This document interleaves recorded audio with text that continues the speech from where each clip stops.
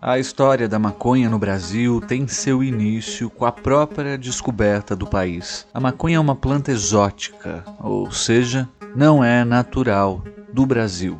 Foi trazida para cá pelos escravos negros, daí a sua denominação de fumo d'Angola. O seu uso disseminou-se rapidamente entre os negros escravos e nossos índios, que passaram a cultivá-la. Séculos mais tarde, com a popularização da planta entre intelectuais franceses e médicos ingleses do exército imperial na Índia, ela passou a ser considerada em nosso meio um excelente medicamento indicado para muitos males. A demonização da maconha no Brasil iniciou-se na década de 1920 e na Segunda Conferência Internacional do Ópio, em 1924, em Genebra, o delegado brasileiro Dr. Pernambuco afirmou para as delegações de 45 outros países: a maconha é mais perigosa que o ópio.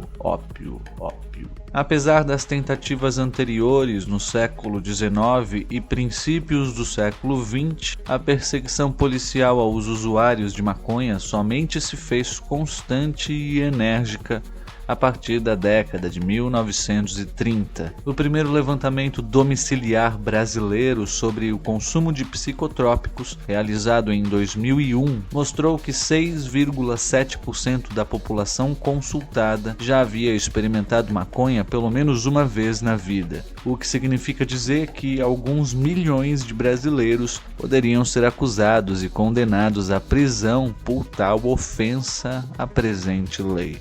De uma certa maneira, a história do Brasil está intimamente ligada à planta cannabis sativa, desde a chegada à nova terra das primeiras caravelas portuguesas em 1500. Não só as velas, mas também o cordame daquelas frágeis embarcações eram feitas de fibra de cânhamo. Aliás, a palavra em português seria um anagrama da palavra cânhamo. Segundo o documento oficial do governo brasileiro, Ministério das Relações Exteriores de 1959, a planta seria introduzida em nosso país a partir de 1549 pelos negros escravos, e as sementes de cânhamo eram trazidas em bonecas de pano, amarradas nas pontas das tangas. Essa antiga relação pode também ser vista com o que seria a primeira descrição em português dos efeitos da planta, conhecida na época pelo nome de bang. De fato, em um livro escrito em 1563 por Garcia da Horta, há um interessante diálogo entre dois personagens.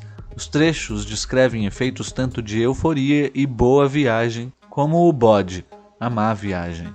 Faz-se do pó destas folhas pesadas e às vezes da semente, porque embebeda e faz estar fora de si, e o proveito que disto tirão, estando fora de si. No século XVIII passou a ser preocupação da coroa portuguesa o cultivo da maconha no Brasil, mas ao contrário do que poderia se esperar, a coroa procurava incentivar a cultura da cannabis. Em 4 de agosto de 1785, o vice-rei enviava carta ao capitão-general e governador da capitania de São Paulo, recomendando o plantio de cânhamo por ser de interesse da metrópole. Remetia a Porto de Santos 16 sacas com 39 alqueires de sementes de maconha. Com o passar dos anos, o uso não médico da planta se disseminou entre os negros escravos, atingindo também os índios brasileiros, que passaram inclusive a cultivá-la para uso próprio. Pouco se cuidava então desse uso, dado estar mais restrito às camadas socioeconômicas menos favorecidas, não chamando a atenção da classe dominante branca. Exceção a isso talvez fosse a alegação de que a rainha Carlota Joaquina, esposa do rei Dom João VI, enquanto aqui vivia, teria o hábito de tomar um chá de maconha. Na segunda metade do século XIX, esse quadro começou a se modificar, pois ao Brasil chegaram as notícias dos efeitos hedonísticos da maconha. principalmente após a divulgação dos trabalhos do professor Jean-Jacques Morrieu, da Faculdade de Medicina de Tours, na França, e de vários escritos e poetas do mesmo país. Mas foi o uso medicinal da planta que teve maior penetração, aceito que foi pela classe médica. Assim descrevia um famoso formulário médico no Brasil em 1888.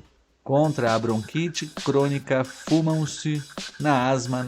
Debaixo de sua influência, o espírito tem uma tendência às ideias risonhas. Um dos seus efeitos mais ordinários é provocar gargalhadas, mas os indivíduos que fazem uso contínuo vivem num estado de marasmo. Ao que parece, as cigarrilhas Grimaud tiveram vida longa no Brasil, pois ainda em 1905 era publicada em nosso meio a propaganda. Indicam-se para asmas, catarros, insônia, roncadura, flatos, cigarros índios. Na década de 1930, a maconha continuou a ser citada nos compêndios médicos e catálogos de produtos farmacêuticos. Hipnótico e sedativo de ação variada. Seu emprego requer cautela, cujo resultado será o bom proveito da valiosa preparação como calmante e antiespasmódico. A sua má administração dá às vezes em resultados franco delírio e alucinações. É empregado nas dispépsias, no cancro e úlcera gástrica, na insônia, nevralgias, nas perturbações mentais, desinteria crônica, asma, etc. Foi também na década de 1930 que a repressão ao uso da maconha ganhou força no Brasil. Intensificação das medidas policiais surgiu, pelo menos em parte, devido à postura do delegado brasileiro na segunda Conferência Internacional do Ópio, realizada em 1924 em Genebra, pela antiga Liga das Nações. Constava da agenda dessa conferência discussão apenas sobre o ópio e a coca. E, obviamente, os delegados dos mais de 40 países participantes não estavam preparados para discutir a maconha. No entanto, o nosso representante esforçou-se, junto com o delegado egípcio, para incluí-la também. Essa participação do Brasil na condenação da maconha é confirmada em uma publicação científica brasileira, Lucena, 1934.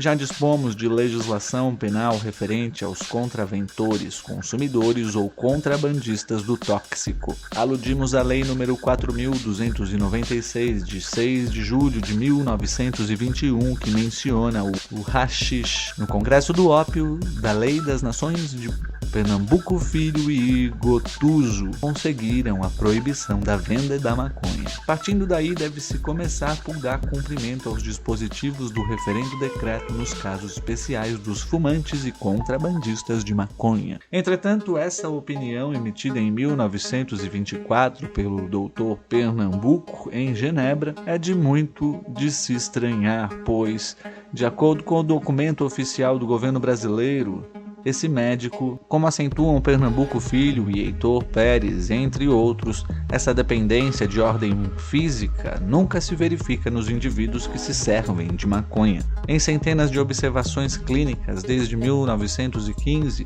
não há uma só referência de morte em pessoa submetida à privação do elemento intoxicante, no caso a resina canábica. No canabismo não se registra a tremenda e clássica crise de falta, acesso de privação, tão bem descrita nos viciados pela morfina, pela heroína e outros entorpecentes. Fator este indispensável na definição oficial da OMS para que uma droga seja considerada e tida como toxicomanógena. O início dessa fase repressiva no Brasil, na década de 1930, atingiu vários estados. De poucos anos a essa parte, ativam-se províncias no sentido de uma luta sem tréguas contra os fumadores de maconha. No Rio de Janeiro, em Pernambuco, Maranhão, Piauí, Alagoas e mais recentemente Bahia, a repressão se vem fazendo cada vez mais enérgica e poderá permitir crescer no extermínio completo do vício. No Rio, em 1933, registravam as primeiras prisões em consequência do comércio clandestino de maconha. Em 1940, a polícia baiana detinha alguns indivíduos que se davam ao comércio ambulante. Essa postura repressiva permaneceu durante décadas no Brasil, tendo para isso o apoio da Convenção Única de Entorpecentes da Organização das Nações Unidas, de 1961, da qual o Brasil é signatário. Como sabemos, essa convenção ainda considera a maconha uma droga extremamente prejudicial à saúde e à coletividade, comparando-a à heroína e colocando-a em duas listas condenatórias. A proibição total do plantio, cultura, colheita e exploração por particulares em todo o território nacional ocorreu em 25 de novembro de 1938, pelo Decreto-Lei nº 891 do Governo Federal. Deve-se notar que a maconha não é uma substância narcótica, e colocá-la nessa convenção de entorpecentes foi um erro, prevendo pena de prisão para a pessoa que tenha em poder qualquer quantidade de maconha, mesmo que para uso pessoal. Atualmente pode haver uma substituição da pena de prisão por sanções administrativas no caso de pequenas quantidades para uso pessoal. Claro que essa maldição sobre a maconha tem reflexos negativos em outras áreas. Já está provado que o THC, o delta-9-tetrahidrocannabinol, o princípio ativo da maconha, tem efeito medicinal já comprovado. Mas apesar desses fatos estarem relatados em revistas científicas internacionais sérias, ainda há uma demonização sobre esse composto ativo. Dessa forma, o uso da maconha no Brasil mostra que esse assunto não pode ficar mais sem o enfrentamento franco e decisivo.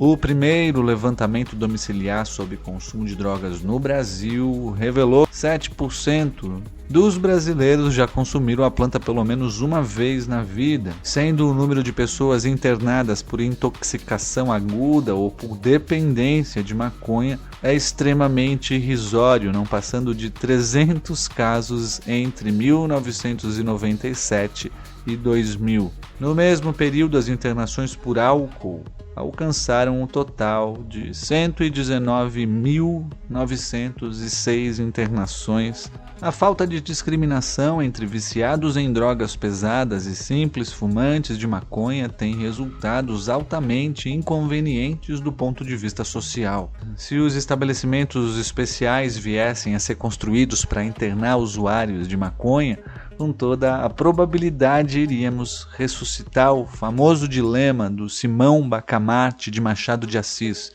Talvez fosse melhor então internar a população sadia para defendê-la dos supostos perigos dos cada vez mais numerosos adictos de maconha. Finalmente, deve-se considerar com seriedade a necessidade de se promover a descriminalização do uso da maconha, estipulando a quantidade considerada porte, ampliando as possibilidades de recuperação do usuário, isolando-o do traficante e evitando sua dupla penalização. Liberdade, a planta.